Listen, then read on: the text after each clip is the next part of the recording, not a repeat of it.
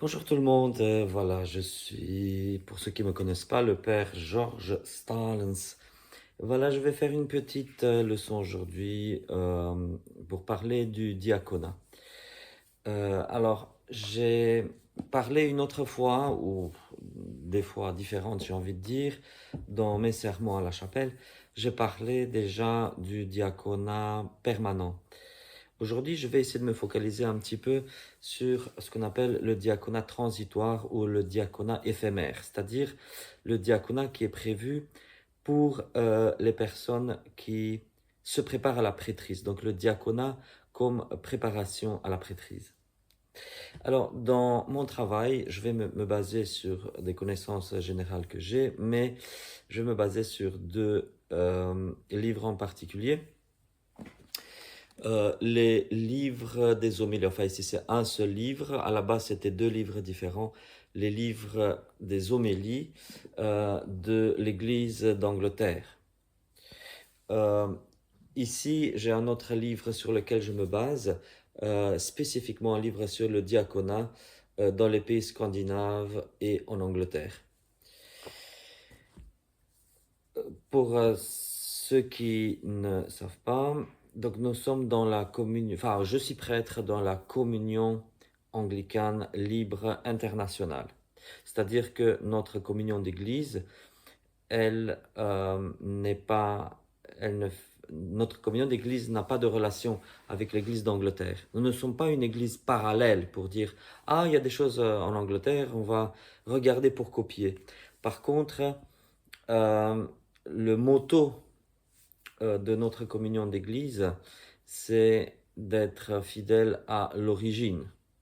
Donc, qu'est-ce que ça veut dire? Bah, de mon point de vue qui me concerne que moi, ce que je pense, c'est que il y a la réforme anglicane qui a établi les principes de l'anglicanisme, où j'ai envie de dire la foi catholique remise sur les rails par la réforme anglaise. Mais nous sommes fidèles à cette origine-là.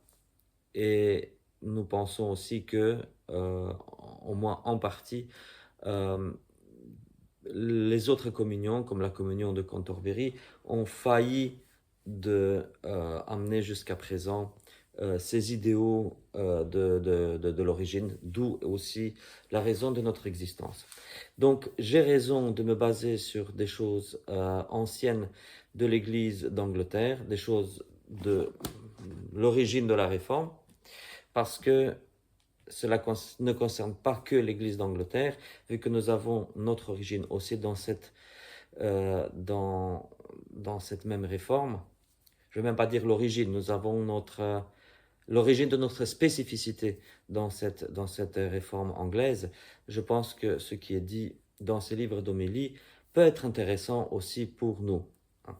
De la même façon, comme je vous ai montré, je me base aussi sur ce livre qui parle du diaconat euh, en Angleterre, mais aussi dans les pays scandinaves. Nous ne sommes pas scandinaves, mais je pense que le contexte de là-bas est aussi intéressant pour nous. Et plus largement, je pourrais aussi vous parler un petit peu du diaconat dans les églises orientales, de par mes connaissances en la matière. Voilà. Je vais récapituler un petit peu peut-être les choses. Dans, les, dans l'eucologe anglais de 1663, plus exactement dans la préface aux ordinations, il est dit que le triple ministère des diacres, prêtres et évêques, ou dans l'ordre inverse, évêques, prêtres et diacres, remonte aux apôtres. Il est dit, toute personne qui lit les auteurs anciens, les divines écritures et les auteurs anciens, pourront se rendre compte du fait que le triple ministère des évêques, prêtres et diacres est d'origine apostolique. Et même s'il y a beaucoup de critiques de nos jours qui veulent dire le contraire de nos jours, personnellement, je suis persuadé, parce que je crois fermement à cette affirmation-là. Je ne vais pas entrer dans beaucoup de détails, mais je vais dire quand même quelque chose, c'est que si nous regardons les auteurs anciens, en plus du Nouveau Testament, nous avons leur ministère de façon ultra claire. Si nous lisons le Nouveau Testament, ce sont dans les épîtres pastorales que nous trouvons le triple ministère des évêques, prêtres et diacres, nommés tels quels. Et même s'il y a une petite confusion dans le sens où, même dans le livre des Actes des Apôtres, comme Paul dit au revoir aux prêtres d'Éphèse, il leur dit Dieu vous a établi dans l'épiscopat. Et c'est vrai que même dans les épîtres pastorales, il y a une petite confusion entre l'épiscopat et le presbytérat, la prêtrise, mais même s'il y a une confusion terminologique, on a toutes les raisons du monde de croire que ces ordres-là étaient très spécifiques. Ils étaient très bien délimités, même si dans le langage parlé, il n'y avait pas encore la terminologie adéquate. C'est comme quand on parle de la Trinité. Hein. Le mot Trinité en tant que tel n'existe pas dans la Bible, mais si nous lisons la Bible de la première à la dernière page, la sainte et divine Trinité consubstantielle et indivisible, elle est présente partout sur toutes les pages de la Bible, même s'il n'y a pas le mot Trinité. Donc de la même façon, même s'il y a une petite hésitation terminologique quant aux ordres des évêques et des prêtres, n'empêche que je pense que ces ordres-là existaient de façon très claire dès le début. Alors, le diaconat. Si on va au-delà du Nouveau Testament dans les épîtres de Saint Ignace d'Antioche, je rappelle que Saint Ignace d'Antioche était contemporain aux apôtres, donc c'est un père apostolique. Il y a aussi Saint Clément de Rome, également contemporain aux apôtres. Hein. Saint Paul fait allusion à lui, donc un contemporain de Saint Paul, Saint Clément de Rome, qui était le troisième évêque de Rome. Voilà, ces gens-là parlent plus en détail du ministère des diacres. Et du coup, le diaconat est quelque chose de fondamental, je pense, dans dans le ministère de l'Église. J'ai parlé un peu, comme je vous ai dit, du diacre permanent. Aujourd'hui, je parlerai davantage du diacre éphémère, mais je vais quand même récapituler certaines choses par rapport au diaconat permanent. Dans le christianisme primitif, quand quelqu'un était mis à part, on va dire, institué, pour ordonner, utilisez le mot que vous voulez, pour par exemple un ministère de chantre ou d'exorciste, ces personnes-là étaient supposées continuer ce ministère-là pendant toute leur vie.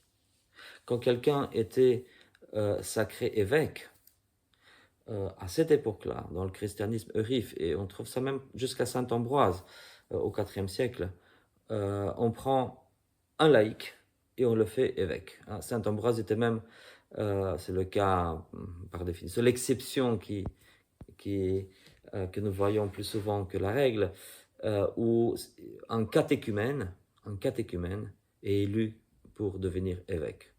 Et du coup, illico presto, on le baptise, on le confirme, on lui donne la Sainte Communion, et puis une semaine après, on le fait directement évêque. Pour les prêtres, c'était pareil. Les prêtres étaient faits prêtres directement. Et pour les diacres, c'était la même chose. Je dirais qu'il y avait, et il y a toujours, les deux mains. Vous savez très bien, hein, dans la Trinité, Dieu le Père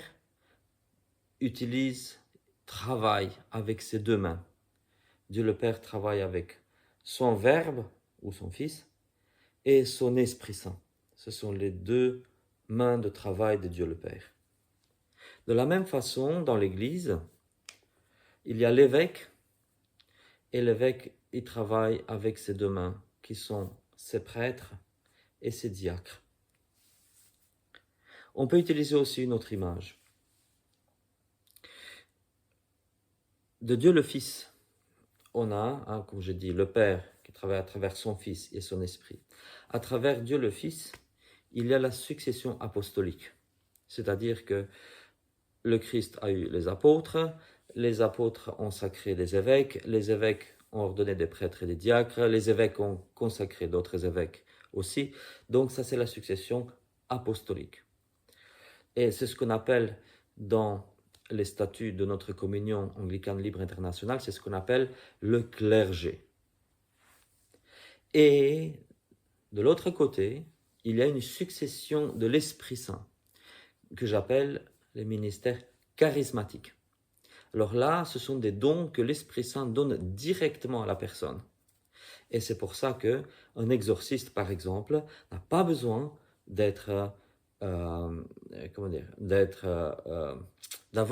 recevoir l'imposition des mains en vertu de cela. C'est un charisme.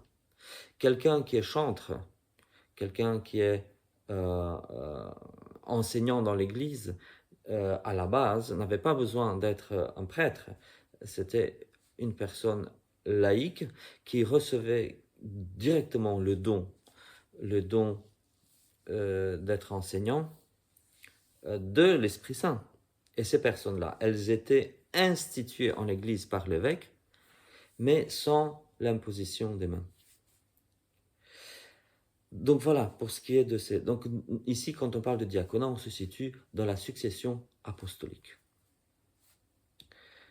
Il n'y a pas que les évêques qui sont en succession apostolique. Nous, prêtres, et vous qui vous préparez au diaconat, vous allez être aussi, vous, dans la succession des apôtres, puisque l'évêque vous imposera les mains, ou vous a imposé les mains, et à lui-même, on lui a imposé les mains en vue de l'épiscopat. Donc tout ça pour dire que dans le christianisme eurif, le christianisme primitif, il n'y avait pas de hiérarchie au sens où l'on entend aujourd'hui, pas de hiérarchisation.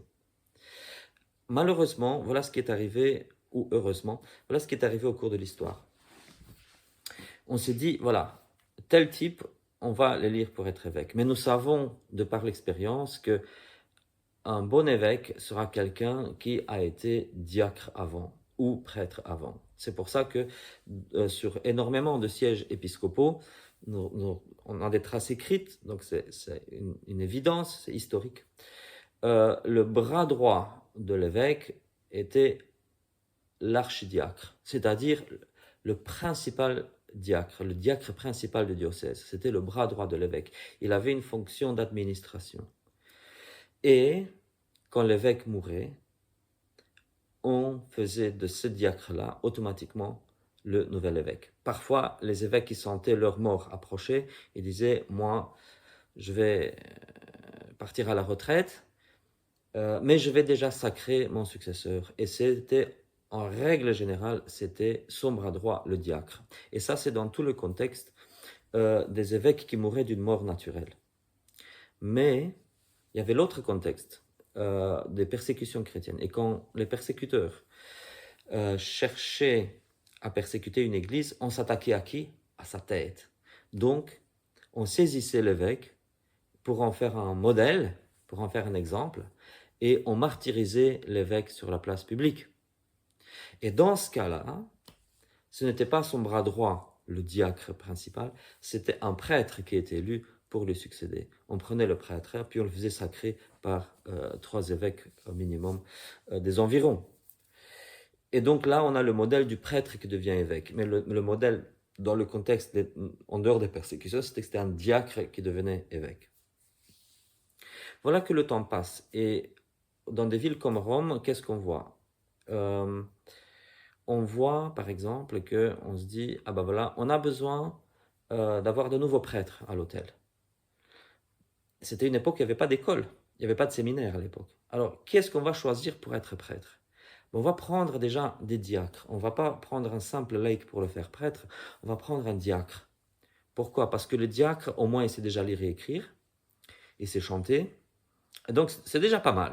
Et en général, un diacre, il a été tout le temps avec les prêtres, donc on le connaît déjà depuis quelque temps, donc on va prendre un diacre pour en faire un prêtre. Et puis après ça, on se disait, mais on a besoin de diacres. surtout pour l'administration de ce qu'on appelait les diaconies. À Rome, il y avait les 7 diaconies. Bah, qu'est-ce qu'on va prendre? Bah, on va prendre un sous-diacre, parce qu'un sous-diacre a quand même été dans ces choses-là, dans les choses saintes, il a quand même eu ses doigts dans la vaisselle liturgique et tout ça. Donc, du coup, ça fera de bons diacres. Donc, c'est le pragmatisme qui a régné. Et après, on s'est dit, qu'est-ce qu'on va prendre pour être des sous-diacres? Ah ben, on va prendre ceux qui ont été acolytes, exorcistes, chantres, etc., etc., etc. Donc, voilà, on procède à une hiérarchisation. Mais cette hiérarchisation, comme je dis, elle n'a qu'un côté pragmatique. Théologiquement parlant, il n'y a pas de hiérarchisation. Nous voilà, nous, héritiers de ce modèle-là. Donc, qu'est-ce qui se passe en réalité dans l'histoire de l'Église ultérieure? C'est que, comme je vous ai raconté ça une autre fois, au début, chaque paroisse était un diocèse. Et quand on regarde des livres anciens comme le Testamentum Domini qui a été écrit entre le 2e et le 6e siècle, en l'espace de plusieurs siècles, mais ce livre-là quand même nous dit que dans chaque diocèse, il y avait, chaque paroisse diocèse, il y avait un évêque, 12 prêtres et 7 diacres, et puis d'autres sous-diacres, etc. Donc, chaque diocèse est l'Église catholique. C'est pas que chaque diocèse fait partie de l'Église catholique. Non, chaque diocèse est l'Église catholique. Plutôt, l'Église eschatologique, l'Église de la Nouvelle Jérusalem des cieux, elle s'incarne chaque fois dans chaque diocèse. Et donc, dans chaque diocèse, il y avait l'évêque qui tient la place du Christ, les 12 apôtres, donc, c'est-à-dire les 12 prêtres, et les 7 diacres qui tenaient la place des 7 diacres dont il est question dans le Nouveau Testament, dans le livre des Actes des Apôtres. Et c'est dans ce contexte-là, c'est comme ça que la vie d'Église était à l'époque. Et donc, le diacre, systématiquement, ou plutôt le prêtre systématiquement, c'est un ancien diacre. Donc chaque fois qu'il y a les 4 temps de l'année, vous connaissez les 4 temps, ils sont d'origine juive, les 4 temps, c'est-à-dire quelques jours de jeûne et de prière 4 fois par an, en chaque saison, au milieu de chaque saison. Hein, donc les 4 temps de printemps pendant le carême, les 4 temps d'été pendant l'octave de la Pentecôte, les 4 temps de l'automne autour de la fête de Yom Kippour à la base, mais maintenant de la Sainte Croix, et les 4 temps de l'hiver qui précèdent, qui tombent pendant le temps de l'Avent. Et donc pendant les 4 temps, c'était les 4 périodes de l'année pendant lesquelles on ordonnait un nouveau clergé. Donc certains prêtres étaient décédés, donc qu'est-ce qu'on faisait? Ah ben il manque 3 prêtres, c'est pas grave, on va prendre 3 diacres, on les ordonne prêtres pendant la vigile du samedi soir. Hein, on ordonne 3 noirs. Mais du coup, puisqu'on a pris de ces diacres-là, on a pris 3, ben il faut 3 nouveaux. Ben on va en chercher chez les sous-diacres. Donc on va prendre aussi 3 sous-diacres pour les faire diacres. Ben il manque du coup 3 sous-diacres. Ben on va prendre parmi ce qu'on appelait le clergé inférieur, ainsi de suite. Donc c'était des chaises musicales, des ordinations, 4 fois par an des ordinations qui étaient des chaises musicales. Et donc dans ce contexte-là, le diaconat a perdu son importance. Le diaconat permanent a presque cessé d'exister. Il y a des exceptions quand même. Je reviendrai aux exceptions après. Mais voilà, on se retrouve dans une époque où le diaconat permanent perd de sa substance. Et alors du coup, on se demande à quoi il sert. Et du coup, il ne servait plus que comme préparation à la prêtrise. Je reviens à ces exceptions dont j'ai parlé.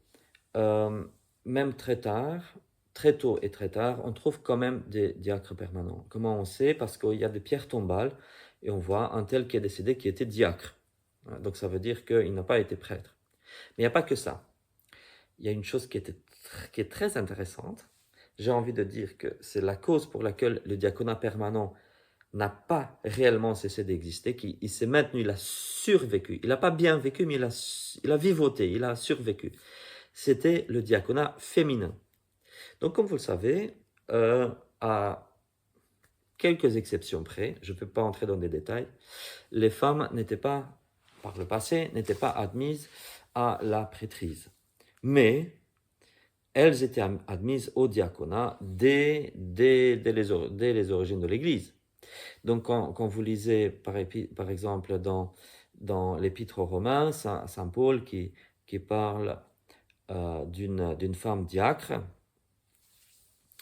qui s'appelle Phébé ou Phoebe, hein, Phébé, et Saint Paul fait les louanges de cette femme. Et il l'appelle pas diaconesse, il l'appelle diacre, diaconos, donc l'article féminin et diaconos au masculin. Comme si on disait en français la diacre. Donc il ne dit pas la diaconesse, il dit la diacre. Comme pour dire qu'elle faisait partie du même ordre que les hommes diacres. Et comme les femmes n'étaient pas promues au presbytérat, à la prêtrise, ben, il y avait des femmes diacres qui restaient comme diacres permanents. Et ça pendant toute l'histoire, presque toute l'histoire de l'Église. Rome mise à part, j'ai envie de dire. Et même à Rome, c'est documenté jusqu'au XIe siècle, même jusqu'au XIIIe, on a des exemples de femmes diacres. Alors principalement, c'était dans les monastères. Comme vous savez, comme je vous ai déjà raconté à d'autres occasions, il y a eu le phénomène des abbesses. Et donc, comme les abbés avaient, pour des raisons que je ne développe pas aujourd'hui, comme les abbés avaient un pouvoir très similaire à celui des évêques, eh ben les abbesses pareillement. Donc les abbesses qui avaient dans les abbayes, les abbesses, donc elles portaient la chape, elles portaient la crosse, elles portaient la mitre, et elles avaient une responsabilité pastorale territoriale. Donc, dans les abbayes territoriales dirigées par une femme, donc l'abbaye était comme un diocèse. Autrement dit, il y avait l'abbaye, il y avait des églises paroissiales autour de l'abbaye, et c'était cette mère abbesse qui décidait, ben voilà, dans mes paroisses, j'ai besoin de nouveaux prêtres. Donc, il y avait des candidats à la prêtrise. Comme elle n'était pas elle-même évêque stricto sensu, elle les faisait ordonner par des évêques de l'extérieur, mais c'est elle qui les nommait, c'est elle qui les installait, ainsi de suite. Et ces prêtres-là lui étaient obéissants, comme à leur évêque, comme à leur ordinaire. Mais ces abbesses, souvent n'étaient pas de simples laïcs, on les ordonnait au diaconat. Donc, du coup, elles portaient l'aube, elles portaient l'étole en diagonale, elles portaient la chape, elles portaient la mitre, elles portaient la crosse. Et elles avaient leur stalle spéciale dans l'église, ainsi de suite. Et donc, il y a des diaconesses, il y a des femmes diacres, il y a des femmes diacres. Et dans d'autres monastères, voilà, il y a ça. Les églises arméniennes ont gardé sans interruption jusqu'à ce jour la tradition des femmes diacres permanentes, et encore sans interruption depuis, j'ai envie de dire, depuis le 4e, le 5e siècle, encore aujourd'hui. Les canons des églises arméniennes stipulent qu'une femme ne peut pas être ordonnée diacre avant l'âge de 40 ans. Donc c'est pour ça qu'il y a peu de femmes diacres, mais il y en a. Et elles ont le même rôle que le diacre, et elles peuvent donner la communion pendant la messe.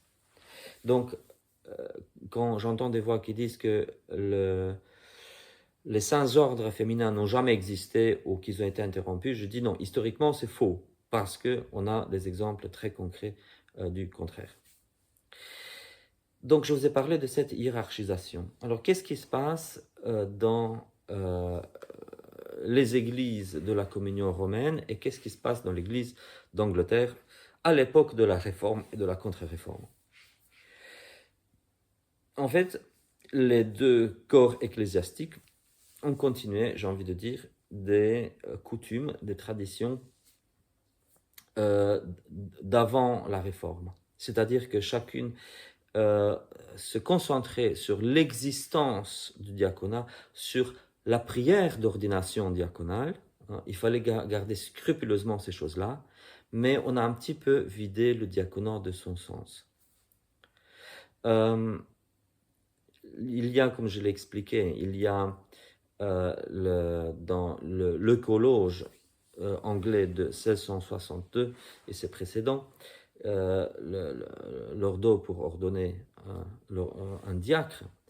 Et on nous dit que dans les rubriques, personne ne sera ordonné diacre avant l'âge de 23 ans et personne ne sera ordonné prêtre avant l'âge de 24 ans.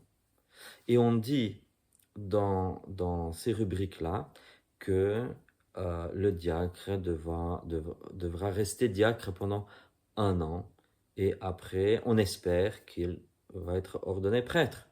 Mais il n'y a pas une obligation, donc c'est juste la norme. Et ici, dans le livre des homélies, on trouve aussi les canons.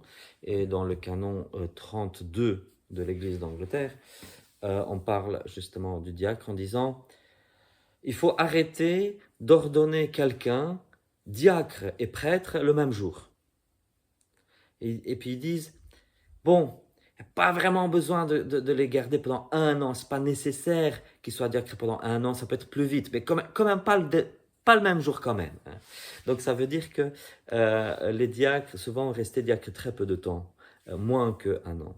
Mais le but affirmé dans ces livres d'homélie, dans les canons, dans l'ordinal anglais, c'est-à-dire la partie qui concerne les ordinations dans le collège anglais, toutes ces choses-là, tous ces textes regardent le diaconat comme une préparation à la prêtrise. Comme je vous ai dit, on a énormément de cas de diacres permanents.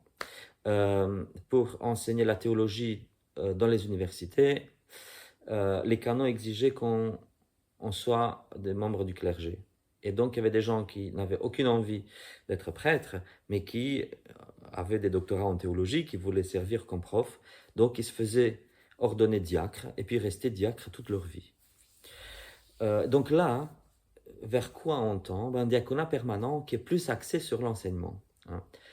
Charles Darwin, que vous connaissez, il a été diacre permanent dans l'Église d'Angleterre toute sa vie, jusqu'à sa mort. Mais il y a d'autres modèles qui existent. Et on commence à voir au XIXe siècle des diacres, autant dans les églises scandinaves que dans l'Église d'Angleterre, et des maisons diaconales. Alors, en Norvège, il y a carrément des maisons de diacres qui ressemblent à des couvents, en fait. Des gens qui veulent se dédier entièrement au travail avec les pauvres, avec les démunis, etc. Mais qui ne veulent pas être regardés comme des simples laïcs, qui veulent avoir une certaine autorité devant les gens. Voilà. Ils doivent représenter le Christ Église devant ces gens marginaux. Et donc, du coup, il y a des maisons de diacres qui se forment à cette époque-là, vers le 19e siècle. Et en Angleterre, il y a ce qu'on appelle les diaconesses. On ne dit pas les femmes diacres, mais on dit les diaconesses. On commence à les ordonner, si je ne me trompe pas, si ma mémoire est bonne, à partir de 1867. On commence à ordonner des diaconesses. Et la question se pose dans l'Église d'Angleterre en 1919, est-ce que les diaconesses sont la même chose que les diacres hommes, ou c'est quelque chose de différent? Le rapport de 1919 dit clairement que les diaconesses sont l'équivalent féminin du diacre mâle. La seule différence dans la pratique, c'était que les diaconesses vivaient en général dans le célibat, donc comme des bonnes sœurs, et elles avaient des maisons diaconales. Donc, et elles s'occupaient surtout à être infirmières, etc. Infirmières et éducatrices. Aussi, elles s'occupaient pour faire la leçon aux prisonniers et des choses ainsi. On se retrouve plus tard dans le contexte de la communion de Cantorbéry que des décennies plus tard, on va dire « Ah, mais finalement, les diaconesses n'est pas de vrais diacres, donc ici, on va utiliser la même prière d'ordination pour les femmes diacres que pour les hommes diacres, pour que ça soit clair et net. » Et même, j'ai parlé avec des prêtres qui me disent « Mais non, c'était pas la même chose. » Pourtant, le rapport, comme je l'ai dit, de 1919, un rapport qui a été mis en place par l'archevêque de Cantorbéry de cette époque-là, disait que les diaconesses étaient la même chose que les hommes diacres. Et d'ailleurs, dans la célébration, c'était une époque où beaucoup de prêtres de l'Église d'Angleterre portaient ce qu'ils appelaient l'écharpe, une écharpe, pardon, le scarf, une étole noire. Eh bien, à la même époque, les diaconesses portaient cette même étole noire, mais en diagonale. On a des photos et on voit ça. Donc, ça veut dire qu'elles se percevaient elles-mêmes comme des femmes diacres. Il y a quand même, je ne vais pas entrer dans des détails, mais par exemple dans des livres comme le Testamentum Domini, il y a certaines distinctions entre les diacres hommes et les diacres femmes. Mais à nouveau, on parle à cette époque-là des diacres permanents. Par exemple, à certains égards, on a l'impression que les diacres ont plus de pouvoir, les diacres hommes plus que les femmes diacres, mais dans d'autres contextes, on dit clairement de la femme diacre, on dit la femme diacre va s'occuper de telle et telle chose et qu'elle prenne avec elle, qu'elle voudra, soit un prêtre, soit un homme diacre. Donc c'est elle qui dirige l'équipe qui doit intervenir dans le monde. Elle est directement sous la responsabilité de l'évêque, mais elle choisit elle-même le clergé dont elle aura besoin pour l'assister. Et là, c'est le prêtre qui assiste la diacre et pas la diacre qui assiste le prêtre. Parce que c'est un travail purement diaconal, travail dans le monde. Comme je l'ai dit quand j'ai parlé du diaconat permanent, les diacres sont directement sous la supervision de l'évêque. Donc théologiquement parlant, les diacres ne dépendent pas du prêtre. Les diacres dépendent directement de l'évêque. Tout comme les prêtres dépendent directement de l'évêque. Et bien sûr que dans la vie de tous les jours, ce qui peut arriver, c'est que le diacre sera quand même dans l'équipe avec le prêtre, dans une même paroisse, etc. Ils vont être presque comme collègues. Mais théologiquement parlant, le diacre dépend directement de l'évêque. C'est son bras gauche. Si le prêtre est son bras droit, il est son bras gauche. Et si le prêtre est son bras gauche, lui sera son bras droit. Je reviens, excusez-moi pour la parenthèse, je reviens à ce que je disais tantôt, historiquement parlant. Quelque chose qui est quand même arrivé à l'époque de décadence de l'Église d'Angleterre. On se retrouve au 19e siècle, vraiment l'époque de décadence. Une époque où les rubriques de fondation, les canons de fondation de l'anglicanisme ne sont absolument pas respectés dans l'Église d'Angleterre. Quand on lit le Colloge de 1662, le Colloge dit par exemple que la messe, l'Eucharistie, la Sainte Communion, serait célébrée tous les dimanches dans les cathédrales et les collégiales. Or, on se retrouve dans la période de décadence de l'Église d'Angleterre que la plupart des cathédrales et des collégiales célébraient l'Eucharistie très rarement. Même des églises de paroisse, beaucoup d'églises rurales ne célébraient la messe que 3 fois par an. Et souvent, c'est vraiment déplorable ce qui est arrivé à cette époque-là, il y avait un curé, un vicaire, et puis parfois on lui envoyait des diacres, parce que pour être prêtre, il fallait être diacre. Et donc, qu'est-ce qui se passait? Le curé partait à la chasse, et puis c'est le vicaire et le diacre qui faisaient l'office à la place du curé. Donc, c'était une époque vraiment de décadence. Mais il y a quelque chose d'intéressant pendant cette époque de décadence, c'est que comme l'Eucharistie n'était pas beaucoup célébrée à cette époque-là, finalement, la distinction de facto entre le diacre en paroisse qui se prépare à la prêtrise et le vicaire était quasi inexistante. Dans la pratique, qu'est-ce qui se passait? Ces gens-là allaient le matin faire les matines. Le dimanche matin, on commençait par les matines. On chantait les matines. Et si on ne savait pas chanter, c'est le chantre qui lisait tant bien que mal les psaumes de façon totalement lue, pendant que la congrégation suivait dans les livres ou écoutait gentiment. Et après les matines, on faisait une liturgie de la parole avec les lectures de la messe. Et à ce moment-là, c'était le vicaire et puis le diacre qui prêchait. Qu'est-ce qui se passait encore? Il y avait des baptêmes, le diacre pouvait baptiser comme le prêtre. Les catéchèses, hein, parce que les canons de l'Église d'Angleterre disent qu'il faut catéchiser les gens, surtout ceux qui se préparent à la confirmation et les adultes, tous les dimanches entre la messe et les vêpres, les diacres le faisaient aussi. Donc, à cette époque-là, au XIXe siècle, on commence à ne plus voir de distinction dans les tâches entre un diacre et un vicaire. Donc, avec ça, nous arrivons au concept de diaconat transitoire. Est-ce que c'est une bonne chose? Alors, si nous regardons dans les églises scandinaves, là, on n'utilise pas de diaconat pour accéder à la prêtrise. On devient prêtre directement. Si on veut devenir diacre, on suit d'autres études et on devient diacre. Et c'est peut-être une très bonne chose. Mais dans nos églises anglicanes, comme dans les églises qui dépendent de Rome, comme dans les églises orientales aussi, on passe par le diaconat transitoire avant la prêtrise. Et alors quand on parle de ça, on voit souvent le diacre comme un sous-prêtre, parce qu'on regarde ce que le diacre ne peut pas faire par rapport au prêtre. On dit qu'il ne peut pas faire ABC. Le diacre peut tout faire comme un prêtre, sauf ABC. A, absolution. B, bénédiction. C, consécration.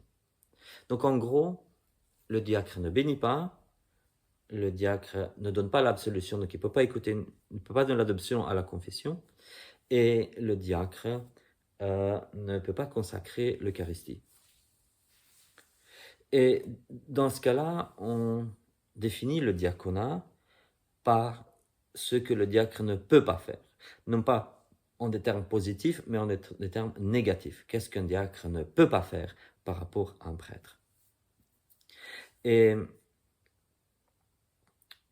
si on pense au diaconat comme une préparation à la prêtrise, effectivement, dans ce cas-là, on peut le concevoir ainsi. J'ai envie de dire que le diacre, en tant que pré-prêtre, peut faire encore d'autres choses. Et c'est vrai que si c'est une année de diaconat ou 3 mois de diaconat, ça peut aider quelqu'un à mieux percevoir son ministère presbytéral, c'est-à-dire sacerdotal, qui l'attend. Dans des communautés où il n'y a pas encore de prêtre, ce qu'on peut faire, c'est une messe des pré-sanctifiés. Alors la messe des pré-sanctifiés est quelque chose qui, à la base, était réservé au vendredi saint. Mais, grâce à Saint Grégoire le Grand, pape de Rome au début du 7e siècle, grâce à Saint Grégoire le Grand, la messe des pré-sanctifiés, qui n'était célébrée à Rome que le vendredi saint, devient la règle générale de lundi à vendredi dans les églises byzantines. Et de là, ça se répand dans d'autres églises. Donc, messe des pré-sanctifiés. Pour une messe des pré-sanctifiés, ça veut dire que on a consacré le pain et le vin à une messe précédente. Et puis, quand il y a la messe des pré-sanctifiés, on prend tous les éléments qui ne sont pas strictement eucharistiques, et puis on donne la communion. Donc, une messe des pré-sanctifiés, comme celle du vendredi saint ou celle qui est célébrée en Orient, c'est une messe des pré-sanctifiés qui se donne, qui est unie aux vêpres. Mais ce ne sont pas des vêpres ordinaires, ce sont des vêpres beaucoup plus solennels, j'ai envie de dire, pour solenniser quand même l'Eucharistie. Mais du coup, un diacre qui n'a pas besoin de consacrer, un diacre peut célébrer une messe des pré-sanctifiés. Et non pas nécessairement dans un contexte carémique, mais dans le contexte de l'absence de prêtre. Je trouve que, surtout quand il y a des communautés qui émergent, des petites communautés qui émergent, avant que la personne soit ordonnée prêtre, je pense que c'est une très bonne chose que le diacre transitoire soit de facto le curé, le pasteur de la congrégation. Et dans ce cas-là, je pense qu'il est tout à fait normal que de confier au diacre la messe des pré-sanctifiés. Maintenant, c'est vrai qu'il y a aussi des dérives. Moi-même, j'ai entendu des choses ici en Belgique, chez les confrères catholiques romains, dans une paroisse, dans le Condro, je ne vais pas donner de nom, où il y avait un diacre qui officiait, qui faisait les messes des présanctifiés. Et on appelait la messe sèche aussi. Et les gens me disaient, ah, c'est tellement bien quand c'est machin qui célèbre la messe, parce que du coup la messe est plus courte, il n'y a plus de prière eucharistique, donc du coup c'est vachement plus court. Oh mon Dieu, on a gagné 2 minutes et demie. Euh, mais je pense que c'est une bonne chose, c'est une bonne pratique, c'est une bonne... Là où il n'y a pas de prêtre, il faut que le diacre puisse faire la messe de présanctifié. Ça veut dire que l'évêque ou un prêtre va venir de temps en temps pour faire une vraie messe avec une consécration et consacrer plus d'espèces eucharistiques, et le diacre pourra donner le corps et le sang du Christ à partir de la réserve eucharistique. Mais ça permet au diacre effectivement ça permet au diacre de se préparer en tant que futur prêtre. Alors, qu'est-ce que le diacre peut faire? Ben, le diacre peut prêcher. Et j'encourage les futurs diacres, même les diacres transitoires. Quand vous êtes diacre transitoire, vous préparez à la prêtrise, je vous encourage de beaucoup prêcher. Même de mon point de vue personnel, maintenant, vous faites ce que vous voulez avec mes paroles, mais c'est mon point de vue. Là où il y a un évêque et un diacre, je pense qu'à un moment donné, c'est l'évêque qui doit prêcher, et puis à un moment donné, le diacre. Il faut que la prédication du diacre soit systématique. Pourquoi? Parce que d'une part, ça permettra au diacre de s'exercer dans ses homélies, ça permettra aussi à l'évêque de le corriger. Et puis ça permettra au diacre d'être attentif à ce que dit l'évêque, pour ensuite lui-même pouvoir répéter certaines choses. Donc je pense que tout le monde serait gagnant dans une chose pareille. Moi, quand j'étais séminariste, ce qu'on nous demandait, on n'était que séminariste, on n'était pas encore diacre, mais on avait quand même beaucoup de pouvoir, je pense que c'était une bonne chose. On avait une obligation de prêcher autant de fois sur l'année. Et il fallait que la moitié des sermons soient prononcés dans des paroisses, et l'autre moitié à la chapelle du séminaire. Et alors, une fois, quand on prêchait dans les paroisses, le curé de paroisse devait faire un petit compte rendu pour le prof d'homilétique pour dire le frère Georges a prêché comme ci et comme ça, voilà ce qui était bien, voilà ce qui était moins bien, voilà où il doit s'améliorer, etc. Et donc, je pense que quand vous êtes diacre transitoire, le fait de prêcher, ça va vous aider pour que quand vous serez prêtre, vous soyez tout à fait à l'aise pour prêcher. Qu'est-ce que je peux dire d'autre? On dit que l'évêque baptise. Alors, oui et non. Enfin, oui. Des choses que j'ai vues, je pense que c'est quand même symboliquement, c'est peut-être une bonne chose, je ne sais pas. J'ai déjà vu des vigiles pascales où il y avait un prêtre et un diacre, avec un jeune prêtre et un vieux diacre, et il y avait des baptêmes, et le prêtre disait au diacre, baptise toi-même, puisque le diacre a le droit de baptiser. Même si en réalité, dans les récits anciens, on voit que le diacre baptise en général quand c'est en cas de nécessité. En gros, s'il n'y a pas de prêtre là, c'est le diacre qui baptise. Mais s'il y a déjà un prêtre là, c'est le prêtre qui baptise. Je pense que les deux positions peuvent se justifier, mais je pense aussi qu'il est très nécessaire, très très nécessaire à nos églises, de voir que le diacre n'est pas un enfant de cœur. Parce que malheureusement, dans mon expérience, c'est ce que j'ai perçu dans les paroisses. J'ai dit, le diacre peut baptiser. Comme je l'ai dit souvent, le triple sacrement de l'initiation chrétienne, il faut arrêter de le déchiqueter. Hein. Même si on baptise un enfant, il faut faire baptême, confirmation, première communion pendant la même célébration. Et si possible, que cette célébration soit l'une des 3 vigiles baptismales de l'année, c'est-à-dire vigile pascale ou vigile de la Pentecôte ou vigile de l'Épiphanie. Et si on ne sait pas la faire pendant la vigile, qu'on fasse le jour même, le jour de Pâques, le jour de l'Épiphanie, le jour de la Pentecôte, qu'on fasse les 3 sacrements l'un à la suite de l'autre. Voilà, c'est ça la pratique du christianisme ancien. Il ne faut pas faire autrement. Voilà, c'est mon point de vue. Et voilà. Ici en Belgique, on le fait comme ça. Dans ce cas-là, forcément, il y a le diacre qui est là, il y a le prêtre qui est là, ou l'évêque. Hein. Dans ce cas-là, effectivement, le diacre pourrait...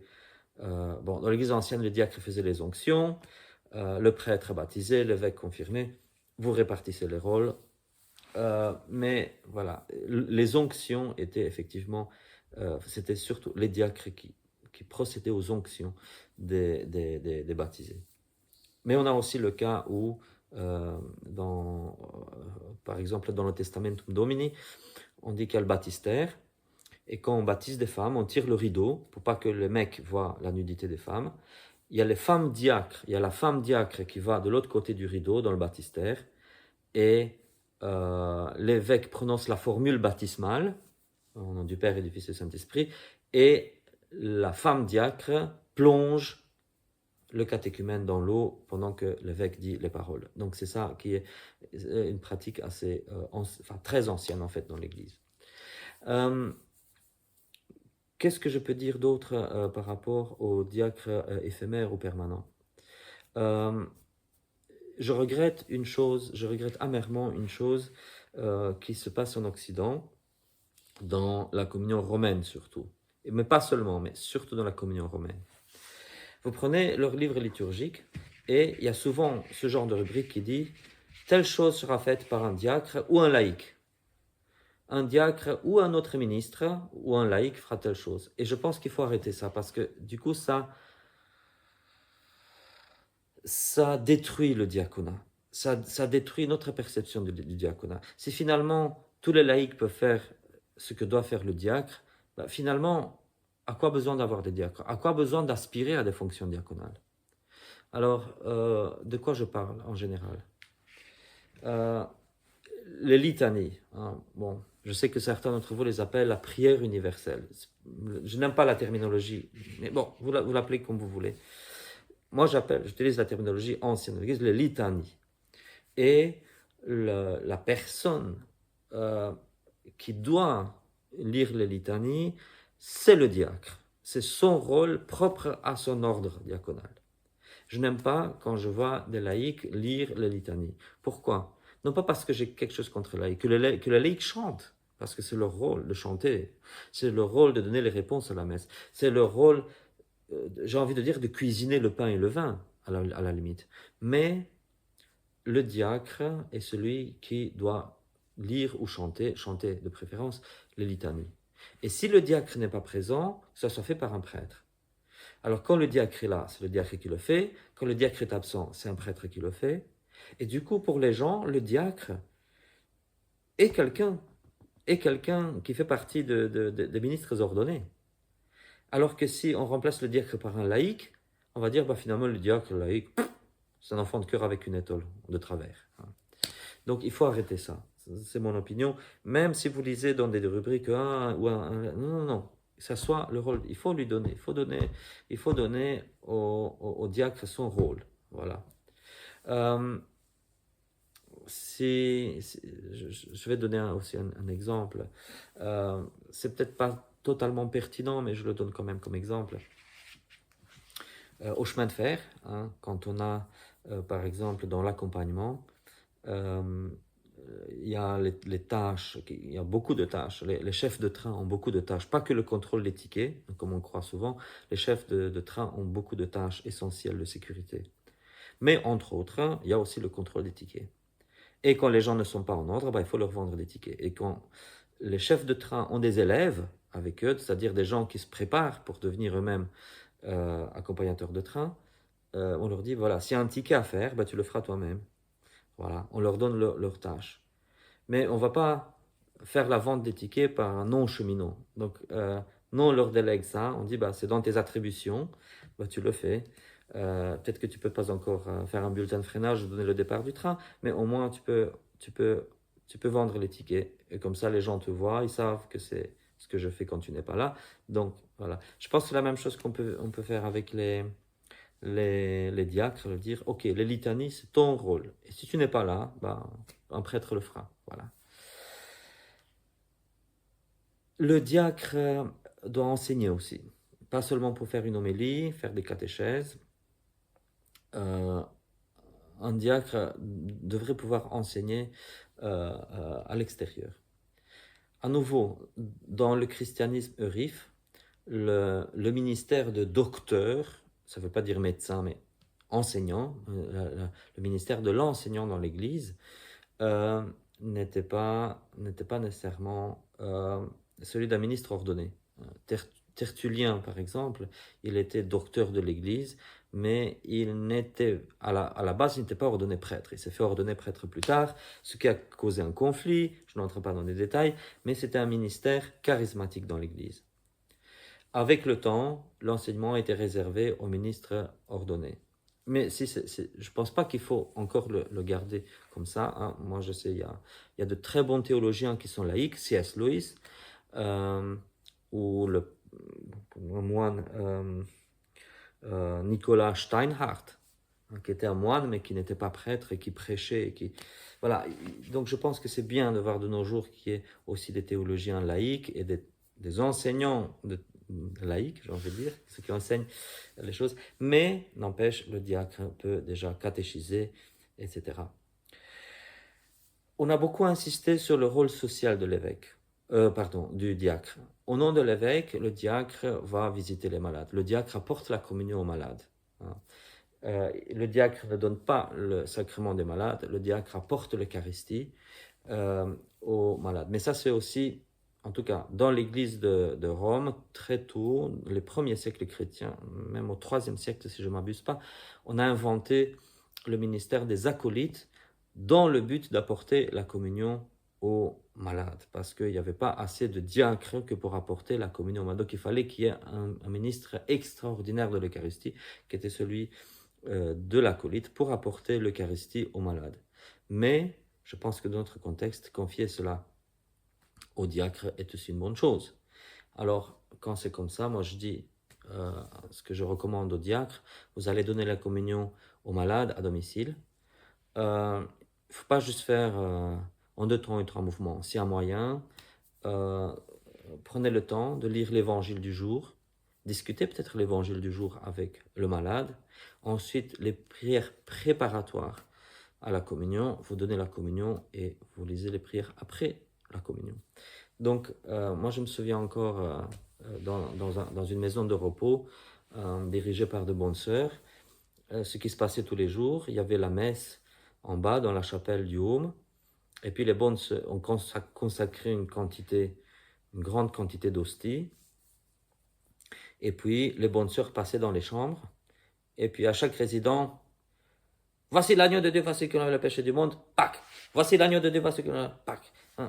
Bon, là, on a l'impression que c'est une distribution de chips plus qu'une communion, parce qu'il y avait 4 bonnes sœurs pour tout un home de personnes âgées.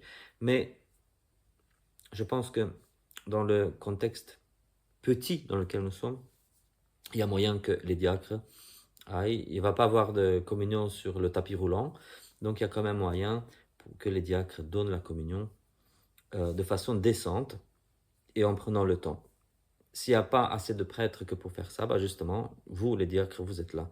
Pourquoi ne pas faire ça pour nous aider? Bien sûr, quand les gens doivent se confesser, ils se confessent auprès d'un prêtre. Quoique, en réalité, jusqu'à nos jours, moi j'ai connu des cas concrets dans des monastères hein, en Roumanie où ce qui se passe parfois, c'est que la mère abbesse dans les monastères. Donc il y a un prêtre qui dessert le monastère, hein, donc qui consacre l'Eucharistie, etc. Mais ce qui se passait souvent, c'est que les moniales avaient du mal à s'ouvrir à un mec. Donc souvent, parfois ce qui se passait, c'est que c'est la mère abbesse qui écoutait la confession, et puis qui lui donnait les conseils spirituels, et puis qui envoyait la moniale pour recevoir seulement l'absolution de la part du prêtre qui était à côté. Donc voilà, des choses qu'on faisait dans le temps. Donc du coup, je pense que en cas... Mais bon, pour l'instant, je ne pense pas que c'est urgent, mais c'est vrai que ça pourrait se faire, hein, qu'un diacre écoute la confession parce qu'il y a un souci, parce que le pénitent ne peut pas se confesser auprès du prêtre, mais dans tous les cas, c'est le prêtre qui donne l'absolution. Voilà. Qu'est-ce qu'on peut dire encore du diacre. Malheureusement, comme je vous ai peut-être déjà dit, par le passé, il y avait beaucoup de gens illettrés. Donc, du coup, l'évêque s'occupait et à chanter le graduel, et à chanter l'introïte, et à lire l'épître, et tchic et du coup, le diacre devenait une sorte de chantre, animateur à tout faire. Bon, peut-être que c'est quand même pas ça le rôle du diacre, mais voilà, ce sont des choses qui ont existé. Je vais terminer par des citations. Je vais vous dire un petit peu ce qu'on lit. Je vais citer 3 livres. Je vais prendre par Le Colloge anglais de 1662, traduit comme le livre des prières publiques. Donc dans la manière de faire les diacres. Les prières en elles-mêmes ne disent pas grand-chose en fait de la fonction du diaconat. On prie toujours pour que l'Esprit Saint donne à cette personne-là la grâce du diaconat, mais on n'explique pas ce que c'est que cette grâce du diaconat. Et puis on dit chaque fois, on prie pour beaucoup de vertus du diacre. Mais bon, ça ne nous dit rien. Par contre, il y a juste une rubrique qui me semble intéressante. Il dit que voilà, le jour fixé par l'évêque étant arrivé, à la conclusion des matines, il y aura un sermon, une exhortation qui montrera quels sont les devoirs et la charge de ceux qui vont être reçus diacres. Et écoutez bien, et combien cet ordre est nécessaire dans l'Église du Christ. Et aussi combien le peuple doit avoir en estime ceux qui en exercent les fonctions. Donc, on apprend, c'est quand même intéressant, que cet ordre du diaconat est nécessaire dans l'Église du Christ. Et là, on se pose la question, parce que dans beaucoup de nos paroisses, le diacre, il est vu comme contingent. Hein? Il faut avoir un prêtre dans chaque paroisse, mais avoir des diacres, on peut avec des diacres, on peut sans. Voilà. Mais c'est intéressant de voir que selon cette petite introduction, le diacre est nécessaire. Et au curé de chaque communauté de penser à cette chose-là et de dire, est-ce qu'on ne réfléchirait pas pour susciter des vocations de diacre permanent? Ensuite, je vais prendre les prières d'ordination du diacre dans le rite romain médiéval. Je ne vais pas dire traditionnel, certains appellent ça les rites modernes, c'est-à-dire les rites des temps modernes. Hein. Donc ce n'est pas encore les années 70, les années 1970, ce sont les prières d'ordination qui sont médiévales. Et donc, qu'est-ce qu'on dit ici? Dans la prière, bon, la préface, c'est beaucoup de blabla qui associe les diacres aux lévites de l'Ancien Testament. Mais la prière d'ordination dit comme certaines choses. Il dit, Seigneur, jette un regard bienveillant sur tes serviteurs que nous consacrons par nos prières au service de tes saints autels et dans l'office du diaconat. Service de l'autel. Hein. Et après son prix pour les vertus et tout ça. Mais service de l'autel.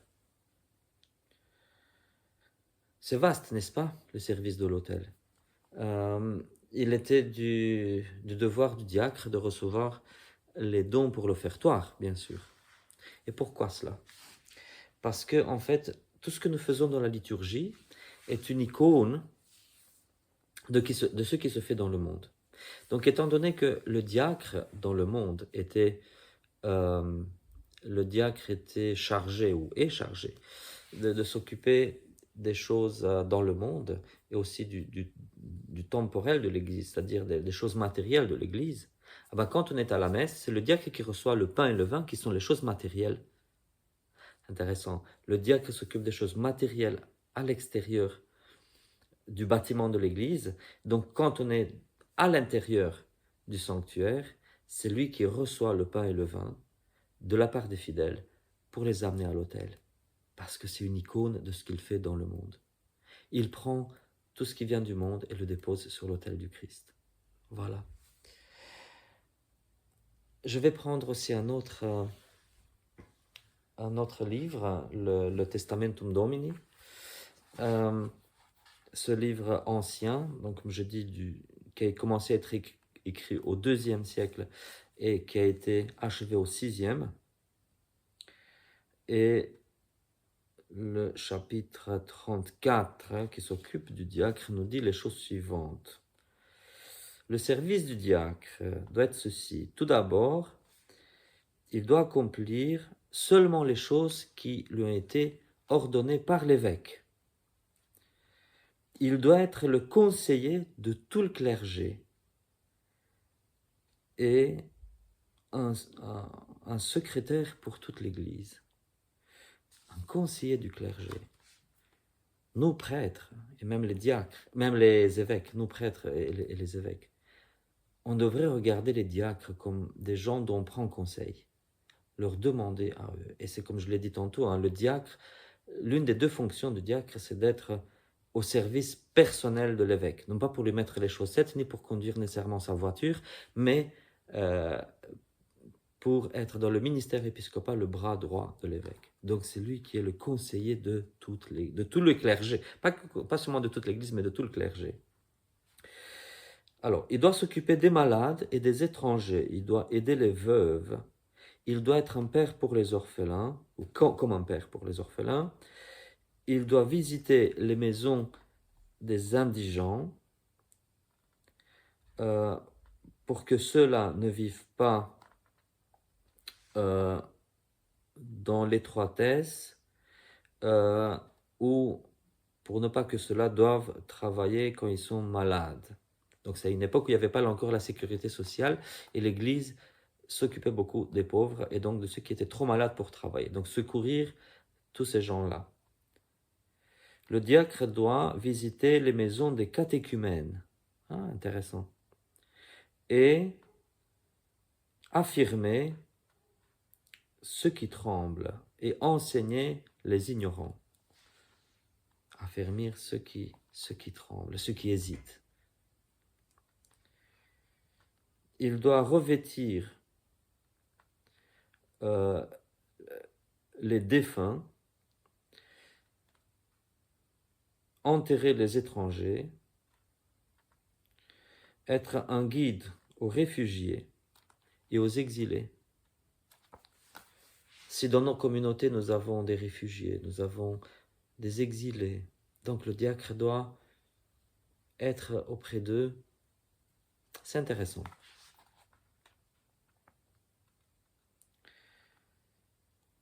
Il ne faut pas que le diacre crée des soucis à l'évêque.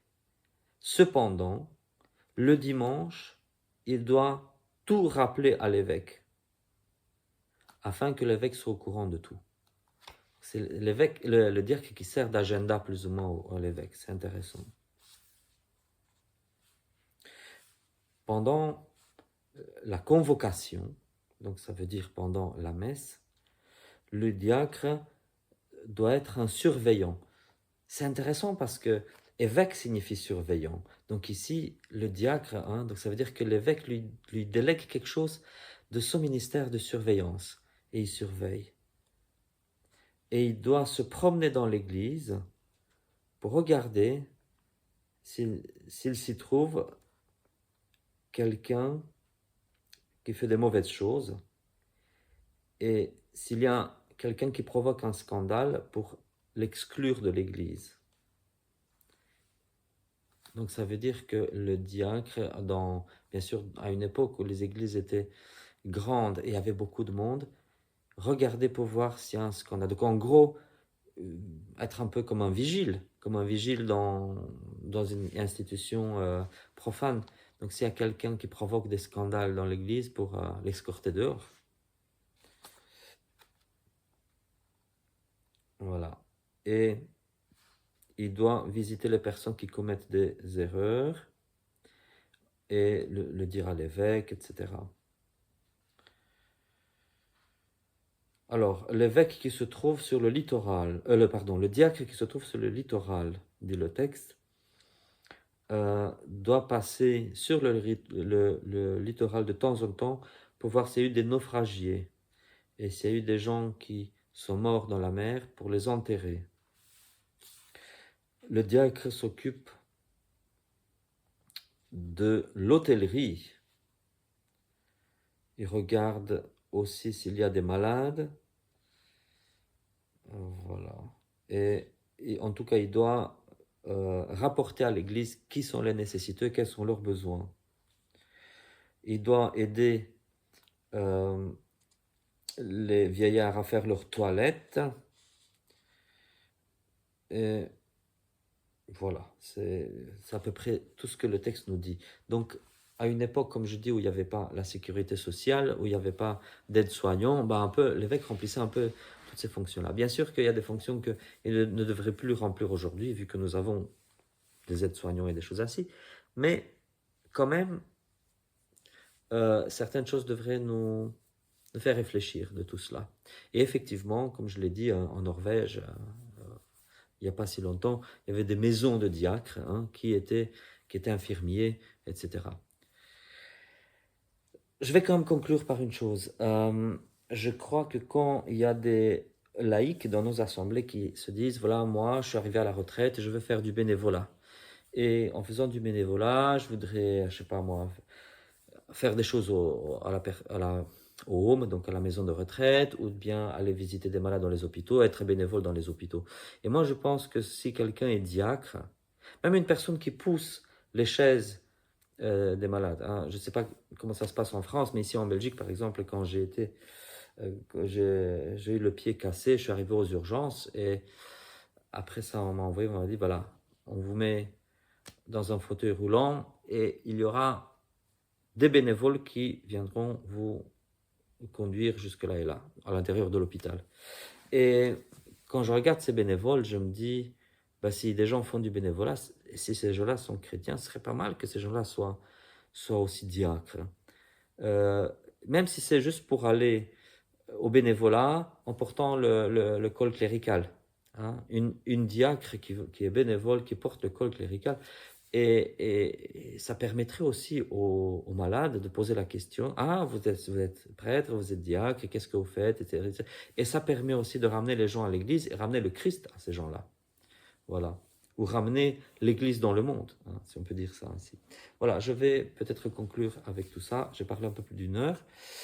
C'est très condensé ce que j'ai dit. Je n'ai pas fait l'inventaire de tout ce qu'il y avait comme diaconat dans les pays nordiques. Il y a du bon et du moins bon.